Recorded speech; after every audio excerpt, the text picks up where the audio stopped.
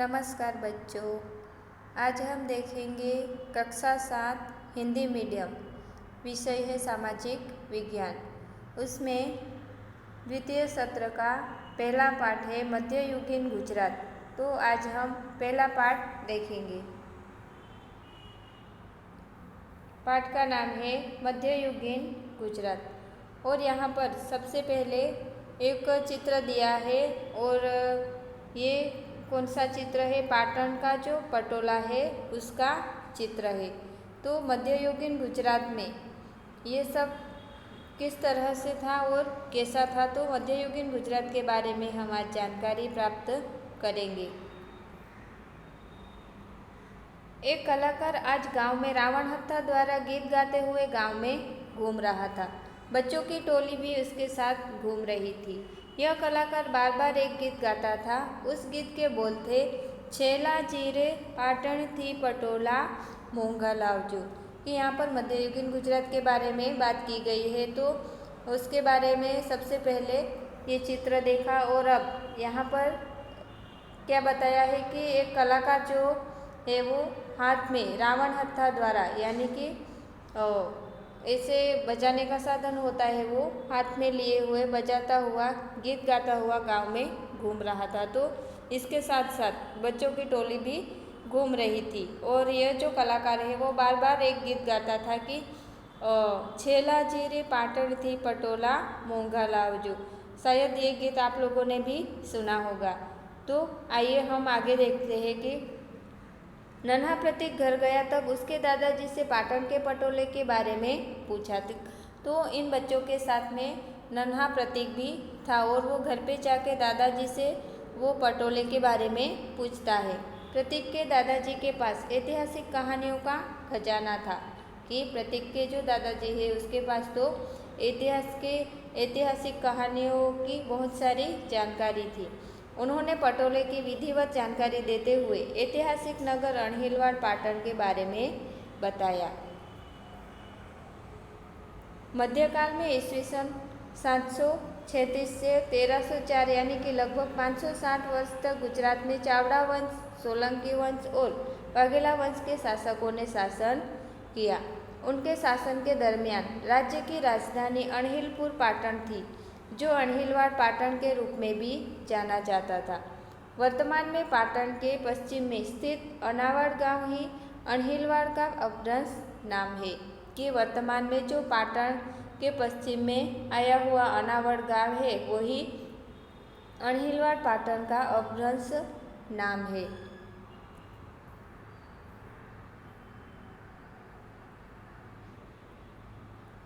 यहाँ पर एक मूर्ति है जो शिलालेख में बनाई हुई है। तो यहाँ पर उसका भी चित्र दिया है। ये एक शिलालेख यानी कि पत्थर पर लिखा हुआ यहाँ पर दिखाई दे रहा है। ग्रंथ से प्राप्त जानकारी के अनुसार पंचासर में चावड़ाओं का राज्य था। उसके शासक जयशिखरी युद्ध में वीरगति को प्राप्त हुए। उनके बाद उनका जो पुत्र है वनराज चावड़ा ने उनके पिता का राज्य फिर से प्राप्त किया, यानी पुनः प्राप्त किया। क्षत विक्षत राज्य की जगह वनराज चावड़ा ने सरस्वती नदी के किनारे एक नया शहर बसाया, जिसे अणहिलवाड़ पाटन के रूप में जाना गया। कि ग्रंथ की प्राप्ति के अनुसार यहाँ पर पंचासर में चावड़ाओं का राज्य था और उसके जो शासक थे वो जयशिखरी युद्ध में वीरगति को प्राप्त हुए, यानी कि उनकी मृत्यु हो जाती है। तो उसके बाद उसका जो पुत्र है वनराज चावड़ा, तो उन्होंने पिताजी का जो राज्य था वो पुनः प्राप्त कर लिया, यानी फिर से हासिल कर लिया। और जो वो क्षत विक्षत यानी कि वो अव्यवस्थित हो गया था, तो उसकी जगह पर उन्होंने वहाँ पर वनराज चावड़ा ने सरस्वती नदी के किनारे एक नया शहर बसाया और उसका नाम उन्होंने अणहिलवाड़ पाटन रखा। ऐसा कहा जाता है कि अपने पिता का राज्य पुनः प्राप्त करने में मदद करने वाले मित्र अणहिल के नाम से शहर का नाम अणहिलवाड़ पाटन रखा था। कि ऐसा भी कहा जाता है कि अपने पिता का जो राज्य है वो फिर से प्राप्त करने में उनका जो मित्र है उन्होंने साथ दिया था। तो उनका जो मित्र था उनका नाम अणहिल था, तो उनके नाम से शहर का नाम उन्होंने वनराज चावड़ा ने क्या रखा था? अणहिलवाड़ पाटन रखा था। चावड़ा वंश के शासकों ने लगभग 196 वर्ष तक गुजरात पर शासन किया। उसके बाद सोलंकी वंश के शासक गुजरात की राज्य सत्ता पर आए।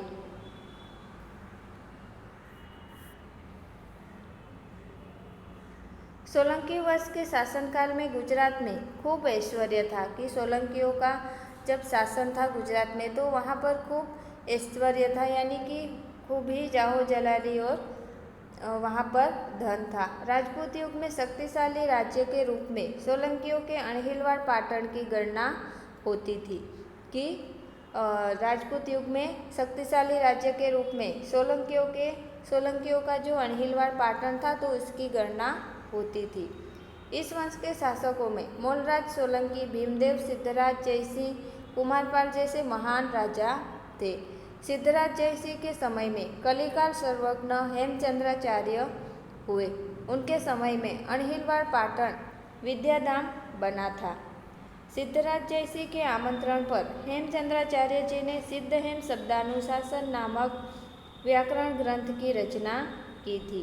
कि सिद्धराज जयसिंह के आमंत्रण पर हेमचंद्राचार्य ने सिद्धहेम शब्दानुशासन नामक व्याकरण ग्रंथ की रचना की थी। यहाँ पर एक प्रश्न भी पूछा जाता है कि हेमचंद्राचार्य जी ने कौन सा ग्रंथ लिखा था, तो यहाँ पर उसका आंसर आएगा सिद्धहेम शब्दानुशासन। इस ग्रंथ की शोभा यात्रा हाथी की सवारी पर निकाली गई थी, जिसमें राजा और ग्रंथ के रचयिता प्रजाजनों के साथ साथ चलते थे। कि ये जो व्याकरण ग्रंथ लिखा था तो उसके शोभा यात्रा हाथी पर निकाली गई थी और उस यात्रा में राजा और ग्रंथ के जो रचयिता थे प्रजाजन उनके साथ साथ चलते थे। यह पहला प्रसंग था कि जब यह एक ऐसा पहला प्रसंग था कि उसमें किसी साहित्यिक ग्रंथ का इतना सम्मान हुआ हो कि ये जो ग्रंथ है ये एक ऐसा पहला साहित्यिक ग्रंथ था कि उसकी क्या साहित्यिक ग्रंथ का इतना बड़ा सम्मान हुआ हो। कुमारपाल के शासन के समय गुजरात समृद्ध राज्य था। कुमारपाल का जब शासन था तो उस समय गुजरात बहुत ही समृद्ध राज्य हुआ करता था। इस समय अणहिलवाड़ पाटन में अहिंसा, लक्ष्मी और सरस्वती का त्रिवेणी संगम देखने को मिला था। और इस समय में अणहिलवाड़ पाटन में अहिंसा, लक्ष्मी और सरस्वती का त्रिवेणी संगम देखने को मिला था, यानी कि उस समय वहाँ पर अहिंसा यानी कि वहाँ पर कोई हिंसा नहीं होती थी, और लक्ष्मी यानी कि उस समय लक्ष्मी धन की कोई कमी नहीं थी, और सरस्वती तो उस समय में साहित्य और गाने बजाने आदि का भी बहुत ही विकास हुआ था। तो इन तीनों चीज़ों का वहाँ पर इस समय में बहुत ही विकास और विस्तार देखने को मिला था। सोलंकी वंश के शासक महान राज्यकर्ता थे। इस वंश के एक नहीं, दो नहीं बल्कि 6 शासक राज सिंहासन त्याग कर कि उस समय क्या हुआ कि इस वंश के एक नहीं, दो नहीं बल्कि 6 जो शासक थे राज सिंहासन को त्याग करके मुकुटधारी से कंठाधारी बने थे। कि इस समय में 6 शासकों ने राज सिंहासन को त्याग कर दिया था और मुकुटधारी से कंठाधारी बन गए थे, यानी कि उन्होंने अपने राज्य का त्याग कर दिया था। अर्थात क्या कि राजगद्दी छोड़कर सन्यासी हो गए थे। इसकी जानकारी पुस्तकालय से हमें प्राप्त करनी है। अणहिलवाड़ पाटन के राजा और विद्वान महान थे, उसी प्रकार वहाँ की रानियाँ भी महान थी। रानी उदयमती ने प्रजा के कल्याण के लिए सीढ़ीदार कुएं का निर्माण किया था। कि रानी उदयमती जो थी तो उन्होंने क्या किया था कि एक सीढ़ीदार प्रजा के कल्याण के लिए सीढ़ीदार कुएं का निर्माण करवाया था। यह कुआं रानी की बावड़ी के रूप में प्रसिद्ध है। 7 मंजिलों में निर्मित यह कुआं कला और स्थापत्य का अद्वितीय उदाहरण है। कि ये कितने मंजिल का है, तो 7 मंजिल का उन्होंने यह कुआं निर्मित करवाया था। और ये कुआं कला और स्थापत्य का अद्वितीय उदाहरण है। कुएं में बनी पत्थर की कलात्मक मूर्तियाँ सोलंकी युग के वैभव का परिचय कराती है कि ये जो कलात्मक मूर्तियाँ हैं वो सोलंकी युग में कैसा वैभव था उसका परिचय भी कराती है। राजमाता मिलन देवी भी सदैव प्रजा के कल्याण के लिए तत्पर रहती थी कि वहाँ की जो राजमाता थी मिनल देवी, तो वो भी प्रजा के कल्याण के लिए हमेशा तत्पर रहती थी। सिद्धराज जयसिंह की माता राजमाता मिलन देवी ने राज्य से यात्रा कर बंद करवाया था कि ये जो मिलन देवी थी तो ये सिद्धराज जयसिंह जी की माता थी और उन्होंने भी क्या करवाया था कि प्रजा के हित के लिए यात्रा कर जो है वो अपने राज्य से बंद करवाया था। उनके कहने से धोलका में मलाव तालाब एवं विरमगांव में मुनसर तालाब का निर्माण किया गया था। सिद्धराज जयसिंह के शासनकाल के दरमियान पाटन में सहस्त्रलिंग तालाब का निर्माण किया गया था। कि हमें यहाँ पर ये विचार करना है कि पहले के समय में सीढ़ीदार तालाब और कुएं का निर्माण किया जाता था, तो वर्तमान समय में बांध का निर्माण किया जाता है, तो क्यों और किस लिए, तो इस पर हमें अपने विचार प्रकट करने हैं। यहाँ पर ये जो चित्र है वो चित्र है नायिका देवी। तो एक वीरांगना रानी का इतिहास अनहिल पाटर के साथ जुड़ा है कि ये जो एक वीरांगना रानी है तो इसका इतिहास अनहिल पाटन के साथ जुड़ी हुई है। राजा अजयपाल की मृत्यु के बाद राज्य का कार्यभार उनकी रानी नायिका देवी संभालती थी। तो ये किसकी पत्नी थी कि अजयपाल की पत्नी थी, और उनकी मृत्यु हो जाने के बाद उनकी जो रानी थी नायिका देवी वही पूरा राज्यभार संभालती थी। उस समय उनका पुत्र छोटा था। उनके समय में शहाबुद्दीन गोरी ने मरुस्थल पार कर गुजरात पर आक्रमण कर दिया।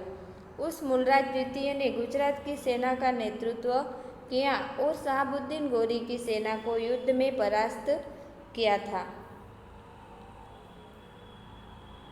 सोलंकी वंश के बाद वाघेला वंश के शासकों ने गुजरात का शासन संभाला था कि सोलंकी वंश के बाद वहाँ पर वाघेला वंश के शासक जो थे उन्होंने गुजरात का शासन संभाला था।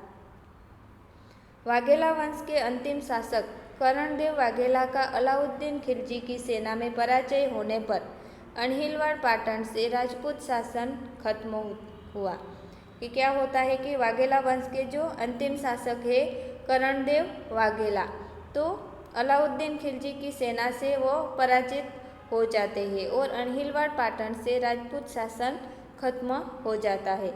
उसके पश्चात कुछ समय तक अनहिलवाड़ पाटन गुजरात की नाम मात्र की राजधानी हुई थी। कि अनहिलवाड़ पाटन से राजपूत शासन खत्म होता है तो उसके बाद कुछ समय तक थोड़े से समय के लिए जो ये अनहिलवाड़ पाटन है वो गुजरात की राजधानी नाम मात्र की बनी थी।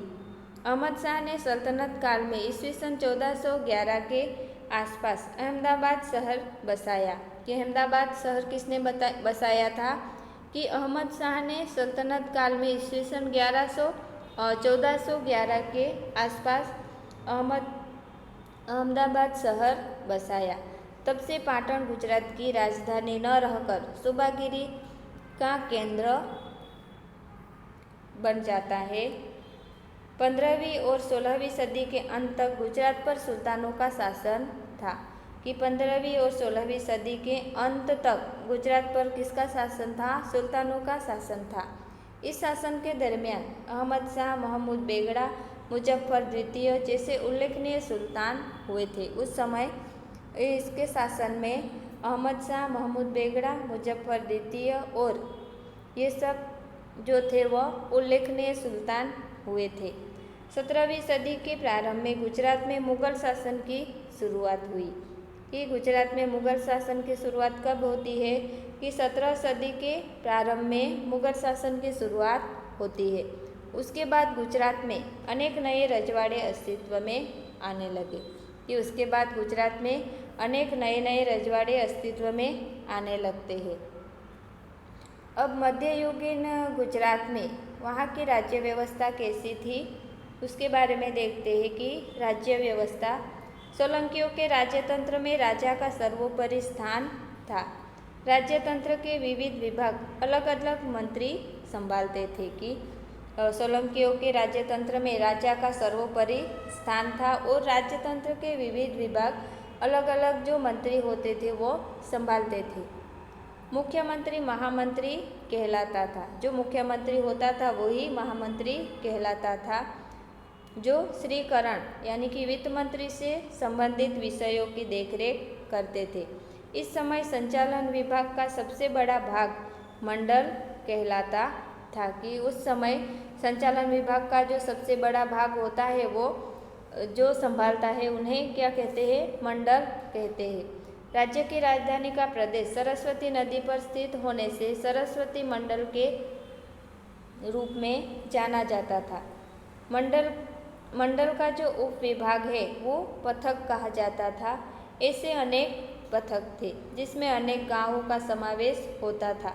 इस समय कच्छ मंडल, सौराष्ट्र मंडल, खेटक मंडल यानी खेड़ा, लाट मंडल, मेदपाड़ मंडल जैसे मंडल थे।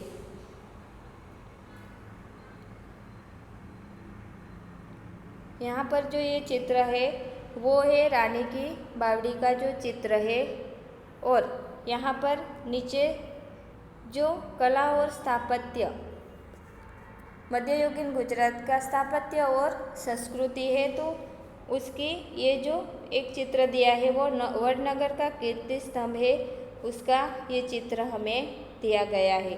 तो ये स्थापत्य और संस्कृति में किस तरह से उल्लेखनीय है उसके बारे में देखते हैं।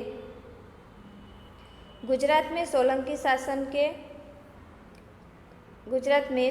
शासन के समय में सामान्य रूप से शैव धर्म के अनुयायी अधिक थे कि सोलंकी युग के शासन में गुजरात में सामान्य रूप से कौन से धर्म के अनुयायी अधिक थे तो उस समय में शैव धर्म के जो अनुयायी थे वो अधिक देखने को मिले थे।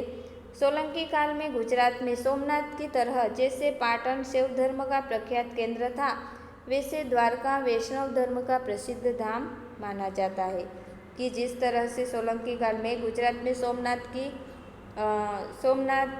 की तरह जैसे पाटन शैव धर्म का प्रख्यात केंद्र था, वैसे ही द्वारका जो है वो वैष्णव धर्म का प्रसिद्ध धाम माना जाता है। मध्य युग में राज्य में बौद्ध धर्म का प्रभाव कम हुआ कि मध्य युग जब हुआ तो उसमें बौद्ध धर्म का प्रभाव जो है वो कम होता है, जबकि जैन धर्म को बढ़ावा मिलता है। परिणाम स्वरूप उस समय के दरमियान अनेक महान और भव्य देरासर का निर्माण हुआ था। तो इनके कारण क्या होता है कि अनेक महान भव्य देरासर का निर्माण होता है, बौद्ध धर्म का प्रभाव कम हुआ और जैन धर्म को बढ़ावा मिलता है। इसके कारण अनेक महान और भव्य देरासर निर्माण हुए। उस समय स्थापत्य, शिल्प और चित्रकला में लगभग अच्छी प्रगति हुई थी। इस समय के स्थापत्य में राजस्थानी मंदिरों की शैली का प्रभाव दिखाई देता है। 11वीं सदी में निर्मित मोढेरा का सूर्य मंदिर, आबू का जो विमल सही मंदिर है वो, और 12वीं सदी में निर्मित रुद्र महालय, सोमनाथ मंदिर का जीर्णोद्धार, 13वीं सदी में बने देलवाड़ा के देरासर आदि कलाकृतियों का भारत के स्थापत्य में महत्वपूर्ण स्थान माना जाता है।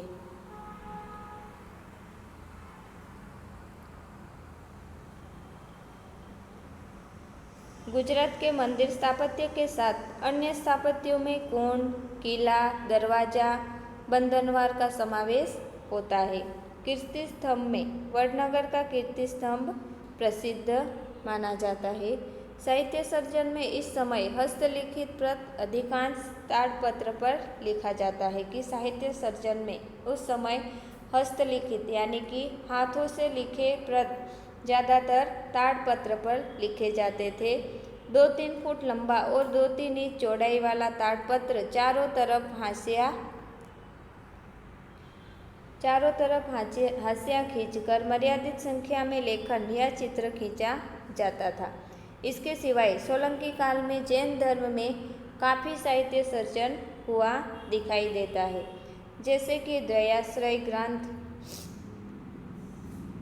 सल्तनत काल में जब अहमदाबाद सत्ता का केंद्र बना तब कई पुस्तक फारसी भाषा में लिखी गई थी, जबकि इस समय में गुजराती भाषा में कुछ साहित्य सर्जन दिखाई पड़ता है। गुजरात में सल्तनत काल एवं मुगल काल में अनेक प्रसिद्ध मस्जिदों का निर्माण किया गया था। इसी समय में निर्मित सरखेज का रोजा, अहमदाबाद की सीदी सैयद की जाली आदि प्रसिद्ध है। इस प्रकार गुजरात में लगभग 560 वर्ष तक राजपूत वंश के शासकों ने और उनके बाद सल्तनत और मुगल काल में कुछ सुल्तान और सूबेदारों ने शासन किया था। उनके शासनकाल की झांकी कला, स्थापत्य और साहित्य द्वारा देखा जा सकता है कि गुजरात में लगभग 560 वर्ष तक राजपूत वंश के शासकों ने और उनके बाद सल्तनत और मुगल काल में कुछ सुल्तान और सूबेदारों ने शासन किया था। तो यहाँ पर ये पाठ खत्म होता है। यहाँ पर हमने मध्ययुगीन गुजरात के बारे में देखा। तो आप लोगों को ये पाठ अच्छे से पढ़ना है और यहाँ पर दिए गए जो प्रश्न है वो भी आप लोगों को लिखने हैं।